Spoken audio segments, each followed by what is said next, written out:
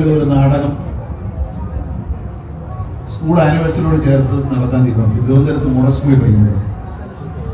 അപ്പൊ class cut ചെയ്ത് പോകാൻ വേറെ ഒരു വഴിയില്ലാത്തത് കൊണ്ട് ഇവരോടൊപ്പം ഞാനും പോയി. എൻ്റെ ക്ലാസ്സിൽ 3-4 പേര് ചേർന്നൊരു നാടകം. അപ്പൊ അവിടെ ഒരു വലിയ പുളിമരമുണ്ട് മോഡൽ സ്കൂളിലേക്ക് കയറുന്നതിൻ്റെ താഴെ. പുളിമരത്തിന്റെ താഴെയാണ്, അതിന്റെ മറവിലാണ് നാടകത്തിന്റെ റിഹേഴ്സൽ. അപ്പൊ ഞങ്ങളെ അവിടെ റിഹേഴ്സൽ ഡയലോഗൊക്കെ പറഞ്ഞ് പഠിക്കുന്നു. ഞാൻ കൂടെ ഉണ്ട്. എനിക്ക് നാടകത്തിൽ റോളൊന്നുമില്ല. ഞാൻ അഭിനയിക്കുന്ന നാടകത്തിൽ സ്റ്റേജിൽ കയറിയിട്ടില്ല.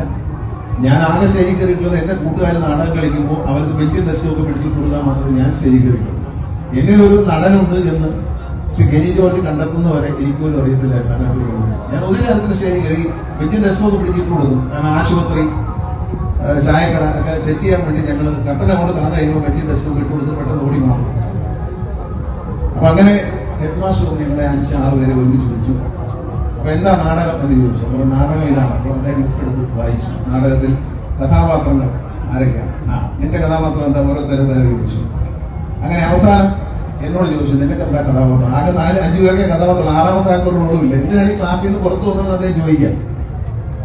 അദ്ദേഹത്തിന്റെ പേര് മാധവമുള്ള സാറിനായിരുന്നു. നല്ല അലക്കി തയ്ച്ച വസ്ത്രമൊക്കെ കൊടുത്തത്, കയ്യിലൊരു നല്ല ചോറിലും. അപ്പോ 5 പേരുടെ പേര് പറഞ്ഞപ്പോൾ എന്നോട് ചോദിച്ചു, നിനക്കെന്താ കാര്യം ചോദിച്ചത്? ഞാൻ പറഞ്ഞ സംവിധായകൻ വേണ്ട എന്ന് പറഞ്ഞ കൈ ഇങ്ങോട്ട് നീട്ടി 2 നല്ല അടി എനിക്ക് തന്നു. കലയുമായിട്ട് ഈ സ്കൂളിൽ പഠിക്കുമ്പോൾ ഉണ്ടായിരുന്ന ബന്ധം ആ 2 അടിയാണ്. കാരണം സംവിധായകനെ ആവശ്യമില്ല എന്ന് പറഞ്ഞ് 2 അടി. ബാക്കിയുള്ളവരൊക്കെ നാടകം കളിക്കും. എന്നോട് പറഞ്ഞ അടി തന്നെ ക്ലാസ്സിൽ പോകാൻ. ഇതാണ് കലയുമായി ബന്ധപ്പെട്ട എൻ്റെ സ്കൂൾ ജീവിതത്തിലെ ഒരു അനുഭവം. ഞാൻ പിന്നീട് എന്നിലൊരു കലാകാരനുണ്ട് എന്ന് ശ്രീ കെനി ജോർജിനെ പോലെ വളരെ പ്രമുഖയായ വിഷയം കണ്ടെത്തുകയും അദ്ദേഹം അത് ശരിയായ നിലയിൽ അവതരിപ്പിച്ച് എനിക്ക് ശരിക്കും പറഞ്ഞാൽ ഇത്രയും വർഷം ഇപ്പോഴും ഞാനൊരു സിനിമ നടനാണ്. കാരണം എനിക്ക് മന്ത്രിയാണെങ്കിലും ഞാൻ തൊട്ട് മുമ്പ് പിന്നെ മന്ത്രി ആയതിനു ശേഷം എൻ്റെ ഒരു സിനിമ ഗഗനചാരി എന്നൊരു സിനിമ റിലീസ് ചെയ്തു.